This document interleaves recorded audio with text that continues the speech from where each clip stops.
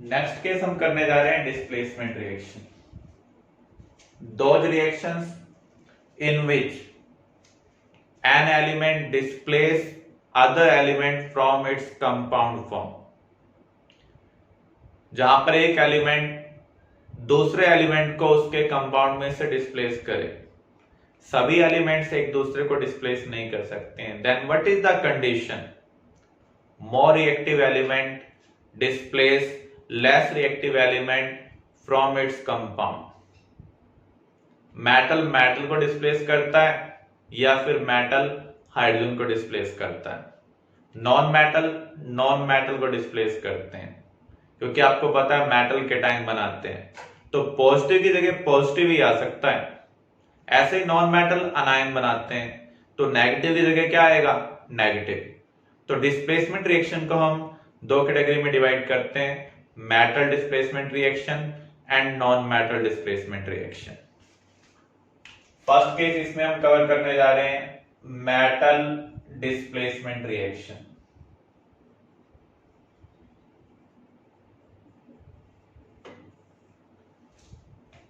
Those reactions in which more reactive metal displace less reactive metal from its compound।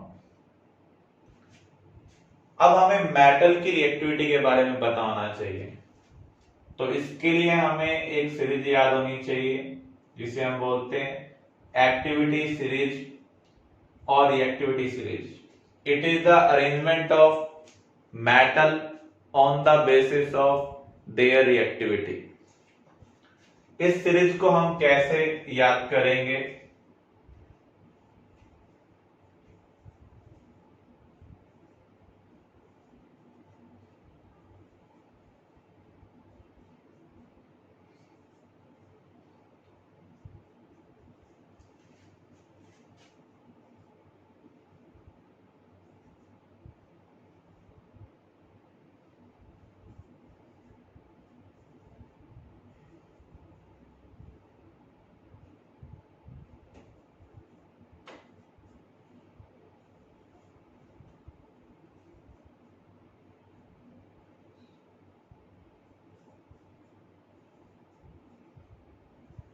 तो ये activity series है जो हमें याद रखनी है। इसको याद हम कैसे कर सकते हैं? क्या बात कुछ नहीं मंगवाया, आपने जो फरमाया, नींबू पानी सोडा पिएंगे हम, क्यों हम आज पिएंगे और। फिर से आप देख लें, क्या बात कुछ नहीं मंगवाया, आपने जो फरमाया, नींबू पानी सोडा पिएंगे हम, क्यों हम आज पिएंगे और। नीचे की ओर रिएक्टिविटी क्या हो रही है? डिक्रीज हो रही है। तो आप ये कह सकते हैं कैल्शियम बेरियम से मोर रिएक्टिव है। इसके बाद जिंक की रिएक्टिविटी आयरन से क्या है? ज्यादा है। फिर रिएक्टिविटी क्या हो रही है नीचे की ओर? डिक्रीज। सिल्वर की रिएक्टिविटी प्लैटिनम से क्या है? ज्यादा। तो ये एक्टिविटी सीरीज आपको याद रखनी होगी। इसी के बेस पर हम प्रॉब्लम्स को सॉल्व करेंगे। अब हम कुछ एग्जाम्पल कवर करने जा रहे हैं मेटल डिस्प्लेसमेंट रिएक्शन के। For example, when we place iron और zinc paste in blue colored copper sulfate solution, we observe that color of solution fade with time, finally disappear। तो यहां पर कलर क्यों चेंज हो रहा है? क्योंकि एक जो कंपाउंड है उसकी फॉर्म में कुछ ना कुछ चेंज आ रहा है, वो डिसअपियर हो रहा है या वो कंज्यूम हो रहा है। तो जब हम आयरन पेस्ट को कॉपर सल्फेट सॉल्यूशन में प्लेस करेंगे तो आप देखें कॉपर तो कंपाउंड फॉर्म में है, आयरन एलिमेंट्री फॉर्म में। जब भी डिस्प्लेसमेंट रिएक्शन होगी तो एलिमेंट्री फॉर्म कंपाउंड फॉर्म में कन्वर्ट होनी चाहिए, कंपाउंड का मेटल एलिमेंट्री फॉर्म में आना चाहिए। तो इसका कलर क्या है? Blue colour. तो यहाँ पर आयरन और कॉपर में से किसकी रिएक्टिविटी ज्यादा है, इसके लिए आप एक्टिविटी सीरीज को चेक करें। अगर आप एक्टिविटी सीरीज को चेक करेंगे तो आयरन कॉपर से ऊपर लाई कर रहा है, इसका मीनिंग आयरन की रिएक्टिविटी कॉपर से क्या है, ज्यादा। Means copper can be displaced by iron, तो Fe से क्या बनेगा, FeSO4, ये कंपाउंड फॉर्म में कन्वर्ट हो रहा है और ये किस में कन्वर्ट हो जाएगा, एलिमेंट्री फॉर्म में। सिमिलर वे में अगर आप जिंक मेटल को कॉपर सल्फेट सॉल्यूशन के साथ ट्रीट करते हैं तो जिंक की रिएक्टिविटी कॉपर से ज्यादा है क्योंकि एक्टिविटी सीरीज में उससे ऊपर लाई कर रहा है, तो यहां पर आपको जिंक सल्फेट मिलेगा और सॉल्यूशन में से कॉपर बाहर आ जाएगा, इसलिए सॉल्यूशन का कलर फेड हो रहा है विद टाइम।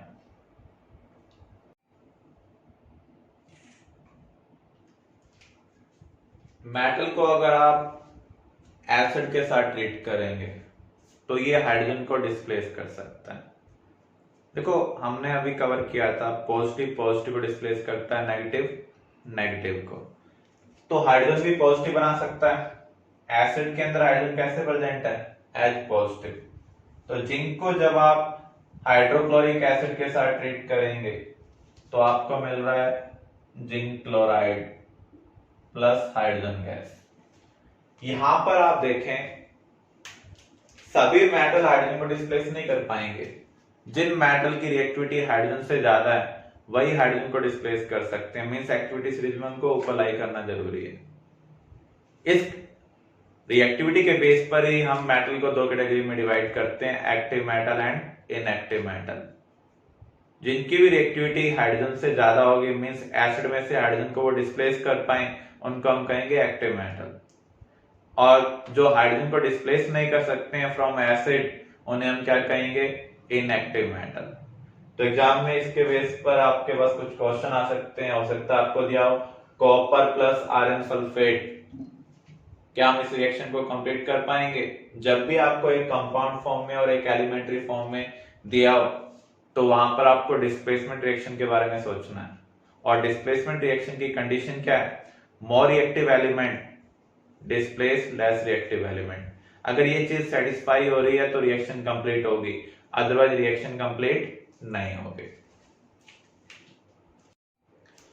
नेक्स्ट केस हम करने जा रहे हैं नॉन मेटल डिस्प्लेसमेंट रिएक्शन। तो यहां पर एक नॉन मेटल दूसरे नॉन मेटल को डिस्प्लेस करेगा, यहां पर भी सेम कंडीशन है, more reactive non metal displace less reactive non metal. तो आपको ध्यान रखना है फ्लोरीन की रिएक्टिविटी क्लोरीन से ज्यादा है, क्लोरीन की रिएक्टिविटी ब्रोमीन से ज्यादा है, ब्रोमीन की रिएक्टिविटी आयोडीन से ज्यादा है, फ्लोरीन की रिएक्टिविटी ऑक्सीजन से भी ज्यादा है, क्लोरीन की रिएक्टिविटी ऑक्सीजन से ज्यादा है। तो ये कुछ केस आप याद रख सकते हैं, इनसे ज्यादा केस की आपको रिक्वायरमेंट नहीं है। अब आपके पास एग्जाम में ये आ जाए F2 plus HCl can be complete this reaction. आप देखें फ्लोरीन तो एलिमेंट्री फॉर्म में है, क्लोरीन कंपाउंड फॉर्म में है, तो यहां पर रिएक्शन प्रोसीड तभी होगी जब एलिमेंट्री फॉर्म वाला मोर रिएक्टिव हो in comparison to non metal present in compound form. तो यहां पर फ्लोरीन की रिएक्टिविटी क्लोरीन से ज्यादा है अकॉर्डिंग टू दिस, तो फ्लोरीन क्लोरीन को क्या करेगा, डिस्प्लेस करेगा। इसका मीनिंग फ्लोरीन तो कंपाउंड फॉर्म में कन्वर्ट होगा, जबकि क्लोरीन किस में कन्वर्ट हो जाएगा, एलिमेंट्री फॉर्म में कन्वर्ट हो जाएगा। तो ये कौन सा केस है, non metal displacement reaction. Next case हम कवर करने जा रहे हैं double displacement reaction, those reaction in which compound exchange their ions in aqueous solution. Compounds exchange their ions in aqueous solution are called double displacement reaction or double decomposition reaction. For example, when we mix silver nitrate solution with sodium chloride solution, we get white PPT of silver chloride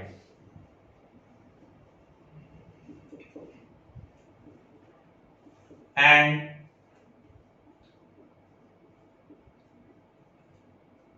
NaNO3 sodium nitrate in solution. तो यहां पर अगर आप observe करें तो आप क्या देख रहे हैं, इसका आयन इधर शिफ्ट हो रहा है और इसका आयन इधर शिफ्ट हो रहा है। तो यहां पर एक तरीके से डबल डिस्प्लेसमेंट हो रहा है, दोनों ही डिकम्पोज हो रहे हैं, इसलिए इसको हम क्या कहेंगे, डबल डिस्प्लेसमेंट रिएक्शन और double decomposition reaction. Second case, अगर आप पोटेशियम आयोडाइड सॉल्यूशन को लेड नाइट्रेट सॉल्यूशन के साथ मिक्स करते हैं, दोनों ही सॉल्यूशन कलरलेस हैं, ये भी दोनों सॉल्यूशन क्या थे, कलरलेस।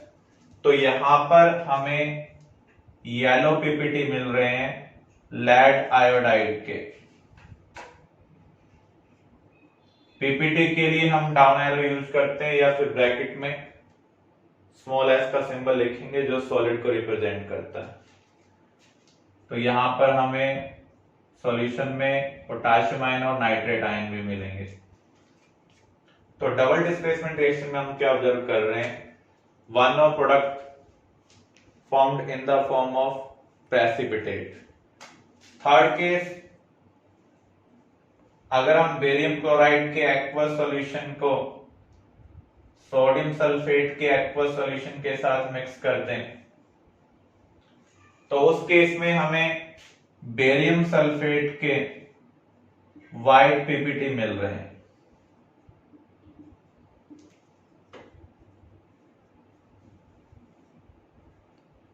साथ में सोडियम और क्लोराइड आयन एक्वस सॉल्यूशन का पार्ट होंगे। तो यहां तीनों रिएक्शन के अंदर हम देख रहे हैं, हम सब्सटेंस को एक्वस सॉल्यूशन की फॉर्म में ले रहे हैं और उनको मिक्स कर रहे हैं। मिक्स करने के बाद ये जो कंपाउंड्स हैं अपने आयंस का एक्सचेंज कर रहे हैं, इसलिए हम इनको क्या बोल रहे हैं, double displacement reaction. Next topic we are going to start redox reaction. What is redox? Actually it is combination of two part, reduction and oxidation.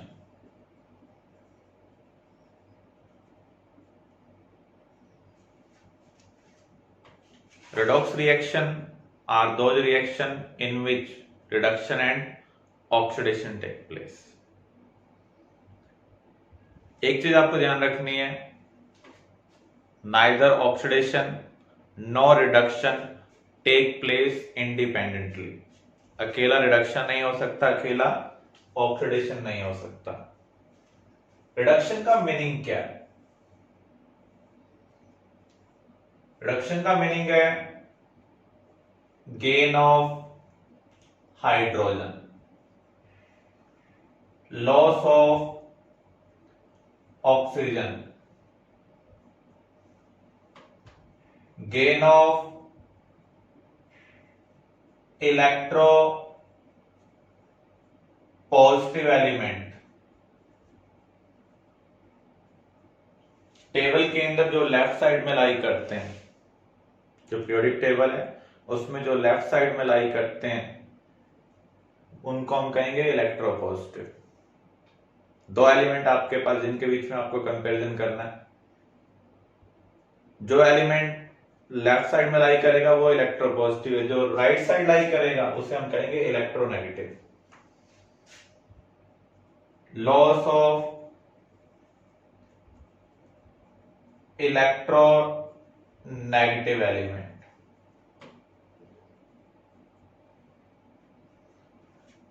According to electronic concept,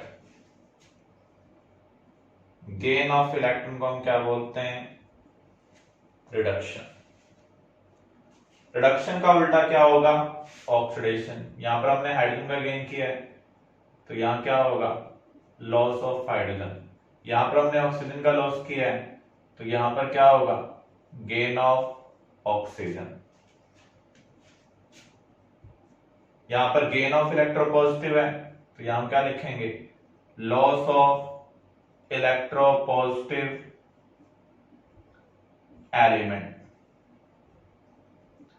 यहां पर हमने लिखा है लॉस ऑफ इलेक्ट्रोनेगेटिव एलिमेंट, तो यहां पर क्या आएगा, gain of electro negative element. According two electron concept, यहां पर देखो गेन ऑफ इलेक्ट्रॉन क्या है, रिडक्शन, तो लॉस ऑफ इलेक्ट्रॉन क्या होगा, ऑक्सीडेशन होगा।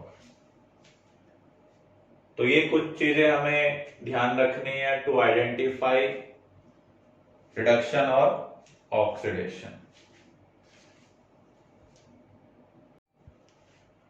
Now we are going to cover some example of redox.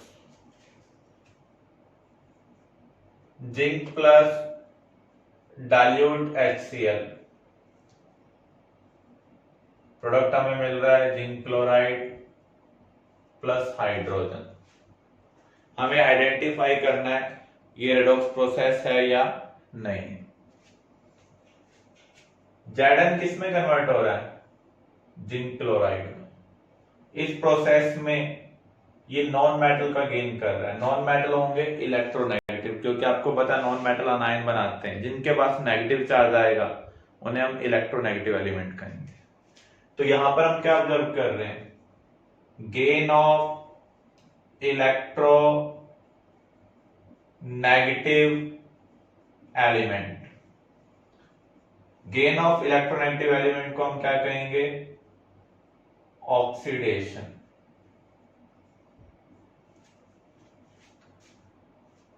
अगर हम यहां पर चेक करें,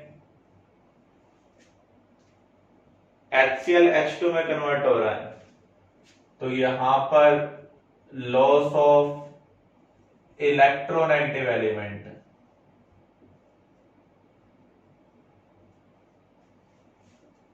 गेन को हम कह रहे थे ऑक्सीडेशन, तो लॉस को हम क्या कहेंगे, रिडक्शन।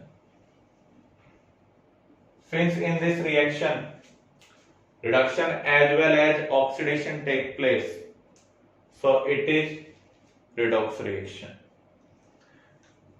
वैसे हम चेक करें तो ये डिस्प्लेसमेंट रिएक्शन भी है, तो हम ये भी कंक्लूड कर सकते हैं all displacement reaction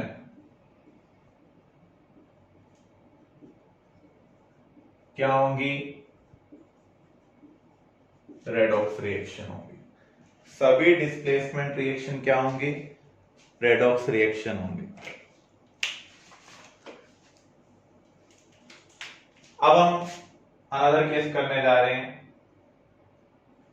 combustion of any fuel. Methane हमने यहां पर फ्यूल लिया है, कंबशन करने के लिए हमें क्या चाहिए होता है, ऑक्सीजन। जब कंबशन करेंगे तो कार्बन कन्वर्ट होगा कार्बन डाइऑक्साइड गैस के अंदर, हाइड्रोजन कन्वर्ट होगा वाटर के अंदर। तो यहां पर हम चेक करते हैं ये रेडॉक्स प्रोसेस है या नहीं। कार्बन क्या कर रहा है, गेन ऑफ ऑक्सीजन, या फिर हम लिख सकते हैं यहां पर लॉस ऑफ हाइड्रोजन। यहां पर हाइड्रोजन प्रेजेंट है, यहां पर हाइड्रोजन प्रेजेंट नहीं है। Loss of hydrogen, gain of oxygen, तो इसे हम क्या कहेंगे, ऑक्सीडेशन। अब हम ऑक्सीजन के रिस्पेक्ट में देखते हैं, ऑक्सीजन किस में कन्वर्ट हो रहा है, वाटर में कन्वर्ट हो रहा है। तो इस प्रोसेस में ये किसका गेन कर रहा है, हाइड्रोजन का। गेन ऑफ हाइड्रोजन को हम क्या कहेंगे, रिडक्शन। तो आप देख रहे हैं कंबशन रिएक्शन में भी रिडक्शन ऑक्सीडेशन हो रहा है। किसका ऑक्सीडेशन हो रहा है, फ्यूल का, जबकि ऑक्सीजन का क्या हो रहा है, रिडक्शन। इसलिए सभी कंबशन रिएक्शन क्या है, रिडॉक्स रिएक्शन। हमने फोटो डिकम्पोजिशन स्टडी किया था। सिल्वर क्लोराइड लाइट इंसिडेंट होने पर किसमें कन्वर्ट हो रहा है, सिल्वर प्लस क्लोरीन। यहां पर अगर आप ध्यान से देखें